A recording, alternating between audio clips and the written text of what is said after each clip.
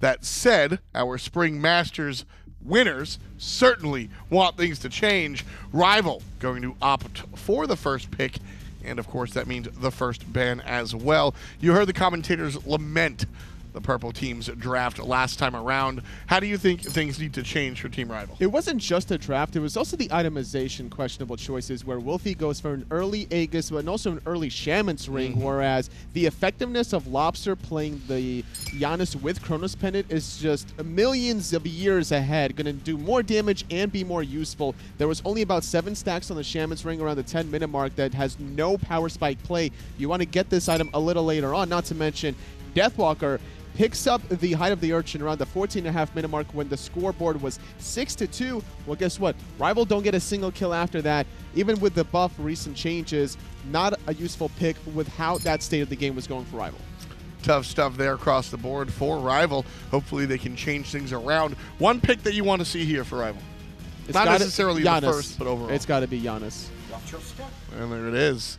The God of Door is going to come right on through, and Serket Achilles banned out, as is Athena and the Guan. I think the Athena ban is so very important. This time around, Wlfy will be chosen for Funball over there in the long lane. And here, I want to see a jungle pick for Danny. I would like to see that go in his direction, but instead the Sobek was powerful around the first time, so they're going to opt for it again. Ducky was actually able to zone out Deathwalker around that level 4 marker, forcing iceicebaby to make that solo lane rotation just to make sure that there wasn't going to be any further zoning. And that's not a normal case when a Sobek is able to do that against any sort of warrior, let alone such an aggressive Achilles. We probably didn't see it off screen, but the potential threat is getting plucked under tower, and the health difference, it definitely shows that that was the case. Artemis and Odin locked in here, and I love the Odin pick. I think Lock the Croc is one of the older strategies in Smite. Just cage up the Sobek. You're able to really take advantage of him because he doesn't really have a way out. Wlfy going to suffer that as well, but Discordia certainly won't be able to kind of jump out into that cooldown cloud and be nice and safe there. I never understood the physics behind that. The cage is taller than Discordia can jump. Well, she's a mystical being. She's a goddess, Tom. She just does things we don't understand. So that's what whenever Tolly doesn't understand something, he just says magic. Works out in real life too. Yeah. Don't go to a restaurant with him. Cerberus and Ares going to be banned out here by SK Gaming, and once again, Hunbats and Susanoo banned out. This is Rival just saying, all right, look, SK wins when Faeles does well, so we're going to take away his 2 best picks. We're not sure if the Mercury really was the due. Fafnir will be selected here by SK Gaming. Really respecting the fact that HalfDevil wasn't interested in the Kumbhakarna pick, so that was the traditional bans from Rival in the secondary phase. There's going to be still some other options. Ratatasker is available if they want to go for the global pressure. Khepri selected here for Team Rival. And the Mercury will be responded. iceicebaby going to take the Mercury. He's got a strong Mercury himself. Yeesh, tough stuff for SK Gaming. Their response in the jungle department will be interesting, but at the end of the day, Rival's draft looks fantastic. Erlang Shen to wrap things up for SK Gaming. A little surprised to see this pick. We've seen some sort of play with it with Sino in the North American side, but with this composition, going for a warrior jungler, a little risky considering Odin's going to trap the turtle or the mink. Not my favorite jungler of choice, honestly, specifically for Faeles. Should be interesting to watch it. SK Gaming have largely a mid-game composition with some Wlfy spice for the late game. And then you look over at Team Rival, and this is all about the late game. Giannis and Odin will sort of survive and tread water for the team in that early to mid. And then late game, Artemis and Mercury are going to slap people in the mouths. Rival and SK were able to do it in game number 2. Do they have the same gusto here? No. Rival with the strip away of the Giannis from Lawbster, the Mercury from Faeles. I think that Wlfy and iceicebaby is going to do what SK did, only better. Yeah, watching this one, I think this is also Rival. I think I don't like that Fafnir pick and forth. I would have rathered it be a jungler, but that's why I'm up here and not out there. Can SK do it in game number 3? Let's ask the experts, the players themselves, and the cash is above them. Thank you, Tom. Thank you, Tolly. Game 3, SK forced it with a really strong performance there in Game 2, but they're not going to have that big catalyst, the Mercury in the jungle. Instead, looking like it's going to be the Erlong. I think the Mercury was a really important part of why SK were able to keep up the pressure throughout that match, because Faeles gets a lead, doesn't let it go to waste. Consistently ganks tons of lanes, making sure that Vote stays suppressed the whole way through. Yeah. I think Vote was completely neutered in that match. He had no way to do anything whatsoever, and anytime you're able to remove one member from an enemy team off the map, essentially, you're going to have a good time. Well, who do you all think is going to win there in Mixer Chat? Go and vote for us now, please. Do you think SK can do it, get done here in Game 3, or was the Mercury really that big of a deal? We're about to get a chance to see here. Game 3 will be underway very shortly. Taco, you heard Totally say it. He thinks that the Giannis Mercury going to be better, even better for Rival than it was for SK. Are you on that same ship? I don't want to say that like they'll do it better, because I think that SK played it fantastic, and I think that they laid the blueprints to show that this is clearly something which can work. I love the way that Lawbster chose to use that through space and time. Everywhere that Faeles went, you could expect the Giannis through space and time to follow, and that amount of aggression from SK was cool to see it pan out well for them, but it might be a little bit more challenging to make this Erlang a real possibility, since now it's a Rival who have the Giannis for the perfect disengagements. Well, they still have all these other pieces, you know, the Sobek, the Fafnir, and the Xbalanque. Just can they get Erlong and Discordia to fit in as well as they got the Mercury and the Giannis to fit in there in Game 2? We're about to find out. As HalfDevil gets a good hammer onto Collis in the back and brings him low. A difference here, though, is that Boots 1 were selected here for HalfDevil to give him a little bit of extra movement speed, but full upgraded Shell is what's going to be coming out for Collis instead, with just the Guardian's Blessing. It's a pretty interesting pickup, too, because I think most are used to seeing the upgraded Sprint, since you get that Faeles effect and don't have to worry about any of those in-hands slowing you down. I like the Shell, though, since Kempery does have a small shield that he procs anyway. That's right, yeah. And it's a nice survivability tool to keep in mind. And SK with the Funballer on Xbalanque one more time, I think that Funballer won't be able to confirm kills as easily. Yeah, Kempery's just like a good friend.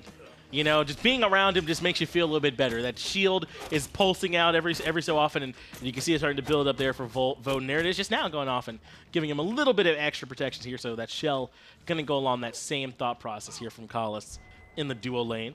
Meanwhile, over in solo, we're taking a look at Deathwalker up against Ducky, and Deathwalker, again, choosing not to go with that teleport, has the meditation, and looks like he's already had to use it, as Wlfy maybe won't even make it to the portal, had to use Aegis, and is going to be able to escape. Great knock up there, though, by Faeles, going into the turtle form of that transformation. Still looking comfy, yeah. I like it, and if they're able to consistently find those pins and then the follow-up knock-up, that'll give Lawbster some opportunities later on in the match to really make that burst combo from Discordia come alive. And for the moment, too, I like the Strife route possibilities against Wlfy. Pluck is going to land from Ducky to bring Deathwalker back. He's gotten some good damage on him in the solo lane. Before, we saw the big burst of action there in mid where Wlfy was in danger and had to use the Aegis. We're talking about Deathwalker on this meditation. He's got Ice here in support. Ducky not level 5 yet, but I don't think Ice is coming in for the gank. Is going to drop this blue buff here for him as the pings come out. They're letting him know where Discordia went and Lawbster there in the mid lane. And I like this too. Deathwalker didn't really allude that there might have been somebody in the jungle for him. He's still hugging his T1 line pretty heavily, as he has to. I don't think that Odin and Sobek is going to necessarily be a winning matchup, but it's one that Lawbster only uses purification beads. And we'll worry about Deathwalker's laning matchup in a moment.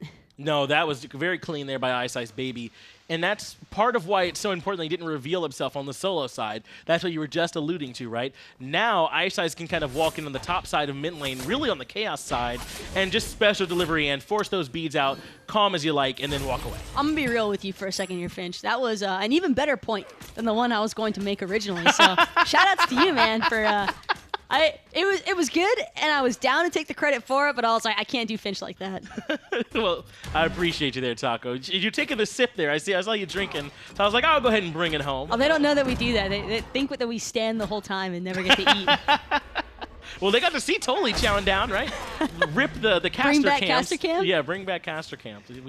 We saw Totally very much enjoying a salad and, having a good day. He's just getting those thick bites in. That's right. totally goes all in on everything that he does. Is iceicebaby is going to be on the Mercury this time, grabbing those oracles for himself. Lawbster right around the corner, drops the strife. HalfDevil's on his way too, so Ice might need to find a retreat path. And he does even warm up that ultimate, and doesn't quite need it, but he's got it ready. Oh, he had nobody nearby. I probably would have just been to rip right through everyone from SK, make sure that he doesn't get caught out. I like what Deathwalker chose to do, though. Ice probably signals that everyone is towards their red buff, so Deathwalker gets a nice opportunity to strip away the back harpies. Now he's going for the speed buff even. This could be trouble if he's not able to confirm it. Does drop the bird bomb in order to secure it, and Faeles is going to find out. And I like it. Deathwalker was actually up there, I think, a little bit too early. He might pay for this one, though. They drop the apple, gets taunted back in by Faeles, through space and time, has made an avenue, but I don't think Deathwalker wants to leave. What a madman. He actually walks back in. I was waiting for the portals to disappear. Like the fastest Giannis ult of all time. Lawbster will stay alive, and the little unhealthy does have to dash away. Otherwise, I believe that end part of the unstable vortex would have caught him. I think so too, and that might have been enough for iceicebaby, who went up to go pick up the speed buff that Deathwalker dropped. He might even have come in and took a look at Lawbster there in the mid lane had he not avoided that damage. He does take good poke from Ducky on his pathing choice back out, but not really in danger of falling. And Team Rival already showing this Deathwalker Ice synergy as they strip away the buffs and continue getting meditation value. Yeah, I was waiting for the meditation to come through, and it's nice that Rival are trying to be innovative. I think with this relic, we don't get to see meditation all that often, but lately it has been popping up more and more. I think that the Ratatosker meditation from Ice in Game 1 was still a game exclusive kind of circumstance because of the fact that he had the Ratatosker, but Deathwalker running it on the Odin, it's pure utility. That's right, and we've seen Deathwalker not feel that he doesn't really seem to like the teleport that much, and he's kind of been staying away from it a little bit, so just kind of trying to look around, see what other relics might work. And I think it's good. We're starting to see more relic variety all across the board as Lawbster uses that erratic behavior, jumps away from the bird bomb damage, and is going to be just fine. Ooh, with Ducky rotating in, now it could be SK looking to play aggressively against Deathwalker. Nice knockup, gonna confirm that he stays in place. He won't get the jump off either, and the Discordia Apple just barely managing to not take him out. And elsewhere, iceicebaby is punishing for that gank by ganking HalfDevil in the duo lane. That's actually first blood. I don't know why I felt like there'd been a ton of action already, but Rival pick it up. There's been a lot of fighting and a lot of back and forth, but there hasn't been any secured kills up until Ice finds the first blood against HalfDevil, and would have liked to see what was happening there, but it was just two different parts of the map going off at once. No, and that's fine on that one. It was we were right to be with that first fight. Deathwalker just barely makes it out, and then Ice makes a great play, and that's not by accident that happens. That there's two fights happening simultaneously, and we can't watch both. Ice recognizes the commitment from SK and then ganks somewhere else. I do feel as though originally Rival were already planning. Like, Ice was probably already planning on ganking the dual lane just because it's late enough into the match now where Mercury's going to have enough damage online to confirm it. But SK, kind of same thing happening, except it was Deathwalker. The Odin ring just barely managing to stay up long enough for him to really get out of there. So I think that was Rival kind of lucking out in a bit. Right, there's no time for them to go, oh, the gank is happening, let's walk all the way over to duo. But if Ice is in the jungle, then he says, okay, I really can go all in now because I don't have to worry about the counter gank. So it's not so much that, like, Ice is walking over from solo, but if he's lurking, he's like, well, now I can come out because they're all doing their thing in the jungle. I'm expecting to see a decent amount of dives, too, because Rival can afford to make dives happen whenever Akali's is rocking the Khepri. You have that survivability aspect that you can be a little bit more reckless about, and Ice still looking to go deep. You have to make these deep wraparounds, which is why that ward from SK is so important, because they are waiting for Ice Look at that position to wrap around. They definitely know he's down there, man. Look at the kind of like lurking in the walls, and Vote's probably letting them know, yeah, they're kind of hanging back. I think they know you're charging it up, so they got to be a little bit careful. This vision that SK have is very, very important. Now they're going to need to make sure they're not allowing SK to come in and freely place those deep wards. It's hard to keep track of wards that deep, though. That is one thing I can give to Rival's credit. You won't always expect wards to be placed that deep. Speaking of which, Deathwalker not trying to let Faeles get his speed buff for free. He's actually going to cage Faeles inside of things, and now looking to aggress. And I think it'd get talked out of not going for the buff, as the apple is going to come in and bounce on a Deathwalker, but iceicebaby's here. The apple spreads him, the strife lands. He can't even get the ultimate off. Ducky brings him down very quickly there in that fight. Faeles is low, and Deathwalker is going to take him down with the Gungir's might. That couldn't have been a more unlucky situation for Iceice if you wanted it to be. He runs through the Giannis portals trying to provide backup to Deathwalker, and it's not over just yet either. HalfDevil going into the transformation, but a nice resurrect is going to sway everyone. He's trying to force it, but he can't in time. I think Deathwalker's trying to see if he can get the proc, but instead he will fall. Wlfy is going to get chased down by HalfDevil, and overcommit by Team Rival onto that speed buff in a big way. I mean, they really committed onto that, but they just could not come out on top. The apple from Lawbster was huge. Being able to get Iceice taken down very early on helped out a lot as well. And that just goes SK's way. That was a great punish from SK. It looked like it was entirely in Rival's favor, and then all of a sudden there's just 4 members from SK responding to that invade. And I love that they are making sure to let Rival know nothing is for free on this map. That's right. And to my point about the wards, that's kind of what it is. It's not so much about like centering the deep wards SK plays, but if they're going to come into the jungle repeatedly, then try and have a presence there and punish them for it. And that's what we see SK doing when Deathwalker and iceicebaby are ludicrously far out of position looking for the speed buff. They're there to punish. It hadn't even popped yet, to be fair. Like, they were just there because they were seeing what poke they could make happen to further disencourage SK from trying to defend the buff. And it's just even better that Deathwalker gets punished in that moment. Deathwalker does have the shield ticking. Yet again, he's looking for the fight rather than the retreat. Through space and time comes from Wlfy to provide them a path in or a path out if they need. And blue buff steal is going to be the call. Cage zones everyone away, and Deathwalker and Iceice will strip away the buff. Despite having lost out on that speed buff territory, it seems as though Rival are still looking to push some buttons Undeterred. from SK. They do not seem afraid to go into that jungle, do they? Despite what just got through happening. I mean, that's Rival in a nutshell, right? It's happening again. Yeah. He's still doing it. Deathwalker refuses to let Faeles have a speed buff for free. No, you're not going to be able to condition this guy. Jumps in, and I believe with that dunk actually does take that one away from Faeles, who is going to continue with the pin. Not going to be able to find any more damage, so yeah. Deathwalker able to take that one away. iceicebaby looking for some poke. Major look, gonna connect onto HalfDevil, but not enough damage for him to really be concerned about. Faeles, though, forced to use his own revive on himself because of Funballer's rotation into mid. Deathwalker avoids the pluck coming out from Ducky. Portal does land. Unstable Vortex brings him down to half. Deathwalker has the cage, but does not want to drop it. Ducky's gonna be A-okay. Everybody still had their escapes available from SK, so the only member you're really catching inside of it is Ducky, and as it currently stands, I don't think that Rival had the follow-up then and there to get the kill without losing at least one member in the process. Well, we heard earlier today during the SML set, Ryan Ratatoster Bailey saying that you don't want to all-in the solo Sobek, right? And I agree with Ryan on that one. Even though he was half health and Deathwalker had the cage, maybe not try and trap him in. It's just too much of a commitment sometimes onto that solo Sobek.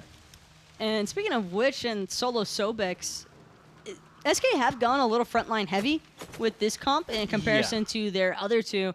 Faeles on the Erlang Shen has been the most questionable part of it. It's not that I hate Erlang in the jungle by any means. It's just that it doesn't really feel like a Faeles god. Yes, I agree with you on that one. But I want to make sure we're giving Rival credit, because as much as this Faeles pick doesn't feel like this Erlang doesn't feel like a Faeles god, this Mercury and Odin thing is working. Look at the experience levels. I mean, Iceice is ahead of Faeles right now, and you could say the same for Wlfy in the mid lane over Lawbster. Yes, Deathwalker and Ducky are relatively even, but this lead has been here for Rival. I just love the little teamwork plays. I mean, Wlfy placing a portal for his jungler to ensure that Iceice gets the credit for the Harpies as well as gets to his speed buff faster. It's like half a second to 1 second being cut off, but when you amount them up over time in the game, you're saving so much. This is ridiculous. Deathwalker's like, no, I'm still on my way to the speed buff. even with Faeles already there. He drops the cage. That doesn't give him a chance to disengage. Meanwhile, the rest of Rival are going to pull the Gold Fury. Funballer's here. Lawbster is making the rotation, has the Golden Apple available. They drop the core. Strife does a bunch of damage, and they have to drop the Gold Fury through space and time, or rather just the portal comes out from Wlfy, so they disengage. But Gold Fury's so low still, it's hardly regen. Well, now it's actually regen pretty much to 70% health, but SK more than happy to pick it back up right where Rival left it off. They drop down the ultimate on the vote through space and time, not going to hit as they leash, but Faeles could potentially be in trouble. Has to use that turtle form to get away. Meanwhile, Collis gets isolated, Scarab Blessing on himself. They're going to pop that. He'll respawn, but Lawbster right there to blow him up as soon as he does. Vote barely gets away from the Strife, so he'll live to see another day. Purple buff could potentially be secured here by Lawbster, but more importantly, everybody from SK just wants this Gold Fury. Deathwalker started rotating over too, but he's still sitting at 60% health. iceicebaby's here, Deathwalker as well. Gold Fury getting low, Faeles going to go zone away the jungler. Deathwalker has the jump in, but it's been leashed, so they're not going to be able to strip it away. Wlfy has to leave with no health and no mana, so does iceicebaby, but Gold Fury still stands. It's all about the distraction factor. SK have gotten their carries poked out, just looking to re-pull the Gold Fury, and now Team Rival, they've got the respawns happening. They're going to come back in strong and healthy in comparison to SK, who are just now starting to back. Yeah, they may not have looked like it, but that's a bit of a win there for Team Rival. To be fair, though, I believe it was Rival who initially started the Gold Fury off the aggression onto Deathwalker and solo because he's up there by Faeles' speed buff for the 20th time. And SK forced them off the Gold Fury first. I think that Gold Fury was planned from the start, though, because Rival had been conditioning SK to expect a speed buff invade since the very start of this match, and Deathwalker still fulfilling his duty means that SK, of course, are going to respond with multiple members being sent over there, and I like that Rival did try to pull the Gold Fury. They just didn't have the burst right away to confirm it. And then SK pulled the Gold Fury, and then they don't quite have the burst necessary to secure this. Could be trouble for Lawbster. iceicebaby catches him out with a special delivery. Those will be the beads now from the mid laner from SK Gaming. This Mercury pick in both games has been strong, but not quite to the same level as what Faeles able to do in Game 1. Mercury, though, does force those beads out. It's like Faeles and Ice tried to trade personas for a game. Just trying to see if maybe Faeles can get done here there long, and Ice can play the Mercury as Gold Fury is pulled. Deathwalker has Funballer inside the cage through space and time, brings Wlfy on the backside, and Funballer's low. Ice does hit HalfDevil, but that's just about it. Funballer's trapped and lurking in the waters, and Wlfy able to bring him down with the unstable vortex. Now the transformation comes out, and Deathwalker is going to be the frontliner for them. Faeles gets pulled back in, but Deathwalker takes too much damage and has to leave. But Wlfy won't be able to have that resurrect on him. Instead, Collis uses it onto Deathwalker, expecting him to have died. Collis now in a whole lot of trouble. 4 members from SK trying to surround him, and these crits from Vote playing such a heavy part. The big boy crits coming out from Vote. Deathwalker jumps back in. Ducky takes the damage from the unstable vortex, and Vote finds the shot. He comes in with a suppress the insolent, and Lawbster falls to Wlfy. Deathwalker now looking for HalfDevil. The pin is good to create some space. Team Rival are low, but the meditation is getting some value as they head over towards the Gold Fury. And that's all that Rival were waiting for. They know that SK won't have anybody available to defend it. First, they pincer HalfDevil, Ducky, and Funballer all into the same corridor, surround them on both sides. I think that from the start, SK were just fighting into the disadvantage. Wow, look how close that fight was in damage yet again. But yet again, all the kills go the way of Team Rival. They're just barely able to survive and disengage, cleanly come back in and find the kills. Now they're going to add Pyromancer to this. And what was even not too long ago is anything but. They have an 8,200 experience lead, 5,600 gold. And Vote is by far the unsung hero of that last team fight, too. Yes. Map pressure. Now fully I'm glad he at of least Rival. has a rage, by the way. With all those crits coming out, it better at least be a rage in there. Okay. No, he just has like the craziest life RNG of all time. Can you imagine if he didn't have any crit there I was and he worried. just spams them? I was worried for a minute. But yes, you're right, though, Taco. Vote certainly coming up big for them in that fight. It was the proper target focus when they needed it, because by stripping away the front line of their health bars, that just meant it was going to be forcing towards Lawbster and Faeles to try and take up the mantle of handling all that damage. HalfDevil did what he could in terms of de-transforming at the right moments to avoid a lot of the damage, and he does manage to escape, but at the cost of his carries. Now with the Rival having a pretty substantial lead, Taco, they can kind of start to exert their will on this map. Two tier 1 towers. A lot of T's there. Still standing. 3 tier 2s as well. So there's a lot of gold on the map for Rival to get to add to this lead even further as Deathwalker continues to battle out with Ducky. Fire Giant still standing as well if they'd rather fight there. But they've got a little bit of work to do to clear up some of these structures off the map. Vote still leading the charge here with Rival. He's got to be careful about playing so far up, though, because Ducky is on the Sobek. One plug could spell his demise. But also the same can be said in return. 3-man taunt actually comes out from Faeles on the back end, but there's just no follow-up. Wlfy able to delete Ducky from the map. Deathwalker has to retreat with the Scarab's blessing on him, but HalfDevil's low too and has to jump away. Man, it feels like that meditation is just always available for Deathwalker. One more time, meditation going to get him out of the danger zone for his own health, and T1 tower way too easy to secure since everybody from SK chose to fall back to their T2, having lost Ducky in the midst of it all. It was just too much space created for Team Rival because Faeles, for all we've been saying about not liking him on the Erlang, he comes in on the backside, gets the 3-man taunt into the knockup, has a great initiation, but there's just no follow-up. And now, instead of doing Fire Giant, Team Rival are baiting SK into a fight they don't want. Faeles stuck inside the cage, gets the 3-man knockup again, but Shell comes out in response. Wlfy finally hits him with the Unstable Vortex and ends that fight. HalfDevil trapped in the trap, and a double kill comes out for Wlfy. This is just nasty by Rival. Their team fighting possibilities, the portal into an Artemis trap. What are you meant to do? Unstable Vortex shows you what you're meant to do as through space and time doesn't come through in time. iceicebaby hits a big time ultimate, but forced to retreat. They'll have to continue to fight without their Giannis. I'm curious actually to see if anybody from SK has started building into a Spectral by chance. Possibly even both Ducky and HalfDevil looking for Nemean Lion and a Spectral alongside of it. There aren't any Thorns, but with Mercury and Artemis being on the same team, SK's only real choice now is to lean heavily on those Nemeans, on the Midgardian males even, to sway some of their auto attack heavy usage. And also, like I said, that Spectral, because having the chance to negate some of that crit damage going to help out seriously. And it's just HalfDevil on the Phantom too, so keep that timer in mind in regards to the success Deathwalker's able to find with the cage. Or if HalfDevil's even up. You know, if they're able to remove HalfDevil early before he can use the Phantom, then that's one less relic that's there for everyone else trying to save them out. In another 26 seconds or so, he'll have that available for him, but they've been doing a good job trying to keep HalfDevil away from the fight. I do appreciate SK still trying to make a fight happen and stay even in it despite being a little bit behind. This is kind of the same thing that we saw from Rival in Game 2, where even though Rival kept losing the engagements time and time again, they would still try to fight into the lead SK had, and now SK in a very similar fashion looking to do the same thing as iceicebaby looks to bamboozle Funballer. It looks like that's going to be successful. Rising Jaguar, really nowhere from to go. Special delivery, even with beads. Vote able to find the shots, and that's a very, very dead Funballer. Even with Wlfy providing the through space and time, they need an escape route, which they do not, and the Tier 1 tower is done.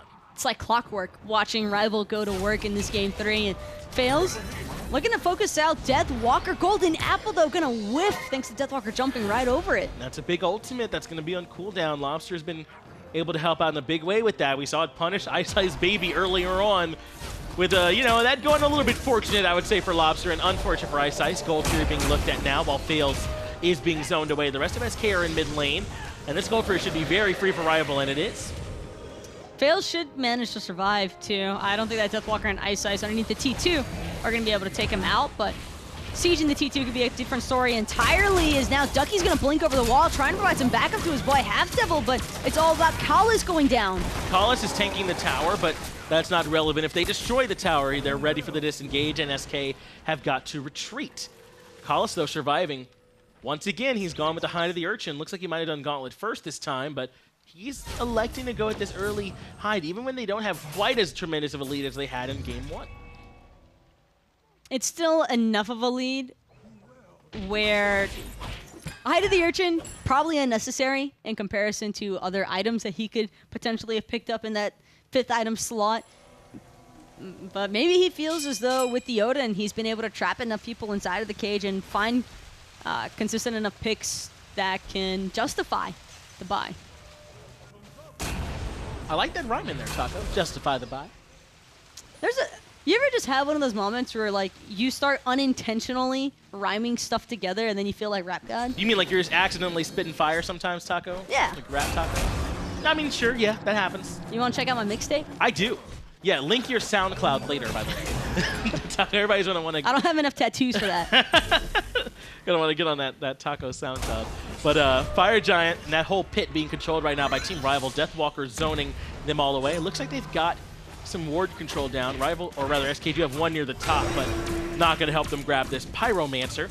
And now Fire Giant is being looked at, and it's being shredded by these big crits from Vote and iceicebaby. HalfDevil jumps in, but Rival do secure the Fire Giant. Fails, gets the taunt off on the Wlfy, but through space and time, right to the face, deletes the jungler for SK. And now the big time ultimate from iceicebaby stuns out two. HalfDevil in trouble on the left, Funballer in trouble on the right. Lawbster trying to get away from Deathwalker, but where can he run? The jump is enough as a double kill comes out for the jungler for Rival. It's only Ducky left standing after all of it, and SK Gaming wipe horribly trying to take up that engagement against the Fire Giant. Beautiful Odin Ring out of Deathwalker, going to ensure that no one can come close, and even though it did look like it was going to be a bit of a toss-up towards the end there, Team Rival just managed to secure the Fire Giant, and all in all, SK just stack up perfectly for that through space and time to tear right through all of them. Well, Team Rival now going to take the Phoenix on the right-hand side. Faeles will be up right about now, and it looks like Team Rival recognize that and are going to fall back. They still got a tier 2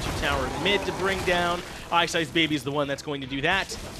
They've even got a minion wave right here, so they can push into this mid Phoenix if they choose. And that's exactly what iceicebaby was looking for originally. With only Ducky left to defend, there's no one. Speaking of which, Ducky gonna blink forward straight into the pluck out of Faeles. Doesn't even get a chance to pluck himself. How do you like to be the one getting pulled? At least that's the call here from Faeles. Mid Phoenix has been brought down. HalfDevil in a little bit of trouble, gets rooted.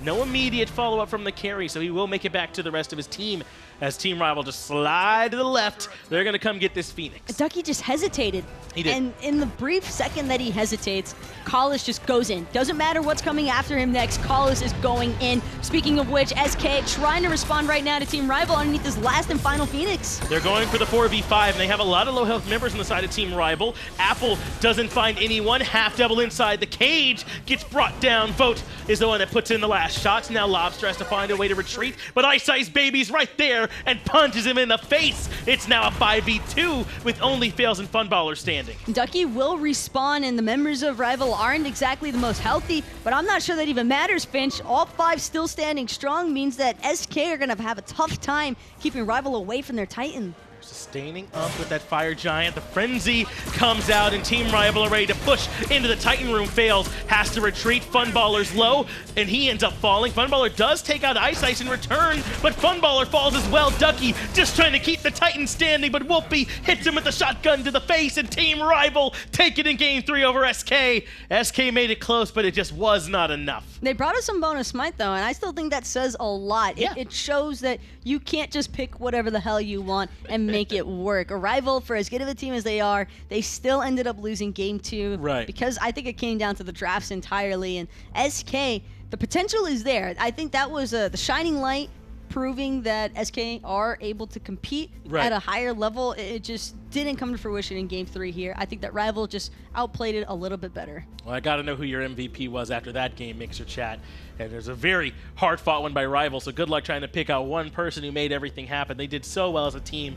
Deathwalker constantly invading the jungle. Ice Ice right there to follow up. Wlfy did a great job on the damage as well from that mid lane. I mean, everyone played well as a team. You can just compliment the entire roster. I can. I think I will. Faeles is just a really nice guy. I like talking to Vote, even if I can't understand him. I'll just compliment everybody. Sure. Yeah. Just a nice guy like that, Tucker. Hey, well, as long as you're being honest, I still bear to say that Rival, while they have had some early struggles, the competition's been stiff over in Europe, and I think that SK taken, even if it was only one game and it wasn't the set, it's still a statement, because I think that everyone in Europe is starting to get closer and closer to that, like, top 2 end of competing, and it's going to be so much fun once everybody's finally there. Well, we'll go ahead and let the desk break down that set. Tell us a little bit more about what happened. Tom and Tolly on the desk. Well, we saw what happened. I mean, this one was all the way Rival, all the way turned up. Just incredible stuff. This was interesting. I like that Taco noted that we did get a little bit of extra Smite. Bringing us to the Game 3 was very important because SK Gaming are a team, this is step by step, right? I mean, you don't go from bottom of the pack to top of the pack. You got to bring that sort of like a gradient. We're getting there. The consistency is coming. I definitely like the adaptations that Rival made in game number 3. SK Gaming had a good draft in game number 2, and this time Rival took that away from them. And not only that, SK faltered a little bit in the itemization choices because they didn't go for the anti-attack speed. No more Guardian Mail, no Witchblade, no Horrific Emblem upgraded, and they finally got some sort of anti-crit, but it was double Spectral Armor from both HalfDevil and Ducky at 23 minutes, but they were already down 11,000 gold. At that point, Vote was left unchecked around that 17-minute mark team fight in the dual lane that really allowed Rival the momentum and control of this game. And from that point on, they really just continued to run things. I mean, SK tried as they could, but just wasn't able to get any more than 5 kills in total, and I think that really tells the tale right there.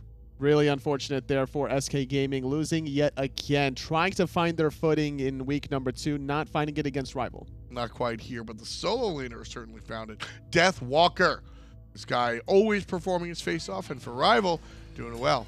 The Odin pick was a nice touch because it forces a Phantom on the side of SK, so that was preventing the Horrific Emblem potentially. And also, surprisingly enough, speaking of relics, Ducky goes for the Blink, makes some plays with it, but doesn't go for the Thorns as a result, giving a lot of freedom for not only Vote on the Artemis to do what he wants, but iceicebaby on the Mercury to get those crits rolling with the Rage. That's who it was. I saw the crit marker show up, and I was like, I watched this guy. He didn't go crit Odin, did he? But nah, certainly a different player on that one. But great stuff coming out from Rival and SK. I think the biggest takeaway from this is the fact that I think SK are definitely improving. SK has made those improvements in game number 2. I just want to see them clean things up in the itemization choices against such elite team. Identify the strategies that your team is trying to do, because Kumakarna is the favorite pick for HalfDevil, and that would have been the great play against the Artemis alone. Mercury wasn't picked quite yet up until after the Fafnir, but the anti-attack speed from the Mesmerize would have been good. Set up a lot of dive potential plays on the Artemis. There needs to be more assistance to help out Faeles. He can't be the only one penetrating that backline. Yeah, certainly. Games wind up working out well for SK when that jungler is on working on all cylinders. When things are going good for Faeles, they go good for SK. I can't find my words. I apologize. But we'll have a more in-depth discussion on next week's Esports Weekly, actually. This is a show that we do every Monday at 10 a.m., and you should definitely join us. Toli has a famous spot on there. Yeah. My moment with Toliisms every now and then. I like to do some shenanigans stuff, you know. You guys get the picks. I get the tricks. Or I got the tricks. Exactly. Yes. Later on today, we still have one more Smite Pro League match. It's going to be Obey Alliance versus Team Dignitas. I'm going to be there. You're going to be there too? If I feel like it. You're definitely going to be there. Stay tuned for more Smite Pro League. We'll be right back.